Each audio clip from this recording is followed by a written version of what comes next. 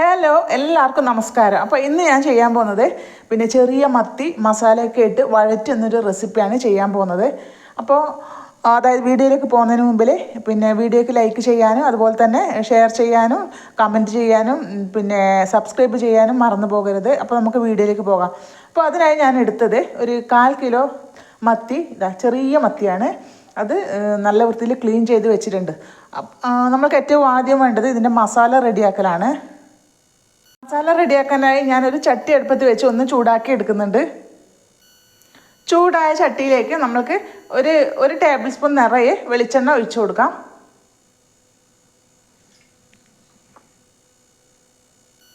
ചൂടായ വെളിച്ചെണ്ണയിലേക്ക് നമ്മൾക്ക് ഒരു നുള്ള് ഉലുവ ചേർത്ത് കൊടുക്കാം.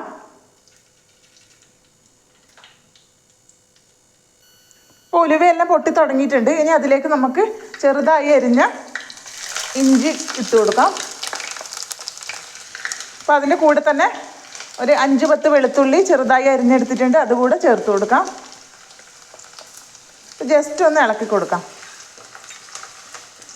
ജസ്റ്റ് ഒന്ന് ഇളക്കി കൊടുത്തതിന് ശേഷം 2 ചെറിയ സവാള അത് പൊടിയായി അരിഞ്ഞെടുത്തിട്ടുണ്ട്, അതുകൂടെ ഇട്ട് കൊടുക്കാം.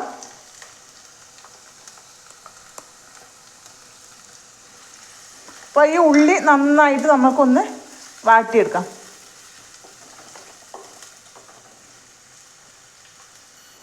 അപ്പോൾ ഉള്ളിയെല്ലാം നന്നായി ഒന്ന് വാടി വന്നിട്ടുണ്ട്. ഇനി അതിലേക്ക് നമ്മൾക്ക് പൊടികൾ ചേർത്ത് കൊടുക്കാം. അപ്പോൾ ഞാൻ 2 ടീസ്പൂൺ എരിവില്ലാത്ത മുളക് പൊടിയാണ് ഇട്ട് കൊടുക്കുന്നത്. പിന്നെ ഒരു 1/4 ടീസ്പൂണിൻ്റെ പകുതി ഇത്രയും മതി എരിവുള്ള മുളക് പൊടി ഇട്ട് കൊടുക്കാം. അപ്പോൾ അതിൻ്റെ കൂടെ തന്നെ നമ്മൾക്ക് 1/4 ടീസ്പൂൺ മഞ്ഞൾപ്പൊടി ഇട്ട് കൊടുക്കാം. 1/4 ടീസ്പൂൺ മഞ്ഞൾപ്പൊടി. അപ്പോൾ 1 ടീസ്പൂൺ മല്ലിപ്പൊടി കൂടി ചേർത്ത് കൊടുക്കാം. 1 ടീസ്പൂൺ മല്ലിപ്പൊടി. അപ്പോൾ തീ കുറച്ചിട്ട് വേണം ഇതൊക്കെ ഇട്ട് കൊടുക്കാൻ. ഇനി നമ്മൾക്ക് ഈ പൊടി ജസ്റ്റ് ഒന്ന് ഇളക്കിയെടുക്കാം. അപ്പോൾ ഇനി നമ്മൾക്ക് അതിലേക്ക് 3 ചെറിയ തക്കാളി ചെറുതായി മുറിച്ച് വെച്ചിട്ടുണ്ട്, അതുകൂടെ ഇതിലേക്ക് ചേർത്ത് കൊടുക്കാം. ഈ തക്കാളി നമ്മൾക്കൊന്ന് നന്നായി വേവിച്ചുടച്ചെടുക്കാം. അപ്പോൾ അതിൻ്റെ കൂടെ തന്നെ 3 പച്ചമുളക് ചെറുതായി അരിഞ്ഞതും കൂടെ ചേർത്ത് കൊടുക്കാം. അപ്പോൾ 2 കറിവേപ്പില കൂടെ ഇതിലേക്ക് ഇട്ട് കൊടുക്കാം. അപ്പോൾ ഇതെല്ലാം നന്നായി നമുക്കൊന്ന് ഈ തക്കാളിയെ നന്നായി ഇളക്കി ഒന്ന് ഉടച്ചെടുക്കാം വേവിച്ചിട്ട്. അപ്പോൾ പൊടികളൊക്കെ ചേർത്തതിന് ശേഷം തക്കാളി ഇട്ട് കൊടുത്തിട്ടുണ്ടായിരുന്നു. അപ്പോൾ അതൊക്കെ നന്നായി വെന്ത് അതിൽ എണ്ണയൊക്കെ തെളിഞ്ഞ് വന്നിട്ടുണ്ട്. ഇനി അതിലേക്ക് നമുക്ക് പുളി ചേർത്ത് കൊടുക്കാം. ഒരു നെല്ലിക്ക വലുപ്പത്തിലുള്ള പുളി എടുത്തിട്ട് ഞാൻ അതിൻ്റെ ജ്യൂസ് എടുത്തിട്ടുണ്ട്, അത് നമ്മൾക്ക് ഇതിലേക്ക് ഒഴിച്ചു കൊടുക്കാം. അപ്പോൾ ഇത് നന്നായിട്ടൊന്ന് തിളപ്പിച്ചെടുക്കാം. നമുക്ക് ആവശ്യമുള്ളത്ര ഉപ്പ് കൂടി ചേർക്കാം. അപ്പോൾ ഉപ്പ് ആദ്യം കുറച്ചിട്ട് കൊടുക്കുക, പിന്നീട് നമുക്ക് നോക്കിയിട്ട് വേണമെങ്കിൽ ചേർത്ത് കൊടുക്കാം. അപ്പോൾ നമുക്ക് ഈ ഗ്രേവി ഒന്ന് തിളപ്പിച്ചെടുക്കാം.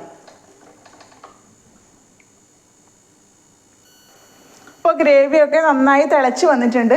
ഇനി അതിലേക്ക് നമ്മൾക്ക് മീനിൻ്റെ കഷ്ണങ്ങൾ ചേർത്ത് കൊടുക്കാം.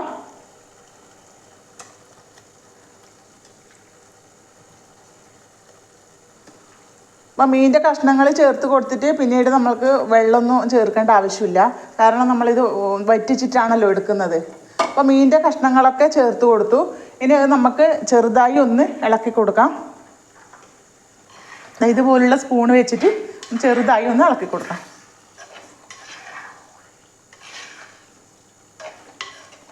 അപ്പോൾ ഇത് വളരെ ചെറിയ തീയിലിട്ടിട്ട് ഇത് കുക്ക് ചെയ്തെടുക്കണം, കാരണം ഇതിൽ വെള്ളമൊന്നും ആക്കി കൊടുത്തിട്ടില്ല.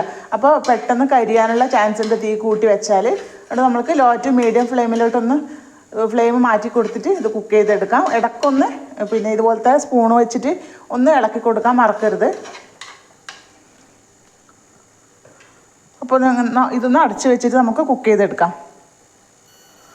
അങ്ങനെ നമ്മുടെ മത്തി വറ്റിച്ചത് കണ്ടില്ലേ, ചാറൊക്കെ കുറുകി കഷ്ണങ്ങളൊക്കെ നന്നായി വെന്തിട്ട് നല്ല പാകമായിട്ട് കിട്ടിയിട്ടുണ്ട്. നല്ലൊരു ടേസ്റ്റാണ് കേട്ടോ ഇങ്ങനെ വെച്ച് കഴിഞ്ഞാൽ. പിന്നെ താല്പര്യമുണ്ടെങ്കിൽ ഇതിനകത്ത് കുറച്ച് തേങ്ങ കൂടി ചേർക്കാം. തേങ്ങ ചിരവിയത് 1 ടേബിൾ സ്പൂൺ തേങ്ങ ചിരവിയതും കൂടെ ചേർക്കാം. നല്ല ടേസ്റ്റാണ്. പിന്നെ കറി ഇപ്പം കണ്ടില്ലേ, ചാറൊക്കെ വറ്റി നല്ല പാകമായിട്ടുണ്ട്. നമുക്ക് ഏറ്റവും അവസാനം വേണമെന്നുണ്ടെങ്കിൽ ഇച്ചിരി വെളിച്ചെണ്ണ അതിൻ്റെ മേലെ കൂടെ തൂക്കി കൊടുക്കാവുന്നതാണ്. ഞാൻ വെളിച്ചെണ്ണ തൂക്കി കൊടുക്കുന്നില്ല, അതിൻ്റെ മേലെ കൂടെ ഇതാ കുറച്ച് കറിവേപ്പില ഇട്ട് കൊടുക്കാം. അപ്പോൾ പാകത്തിൻ്റെ ഉപ്പും പാകത്തിന് എരിവും എല്ലാം നന്നായിട്ടുണ്ട്.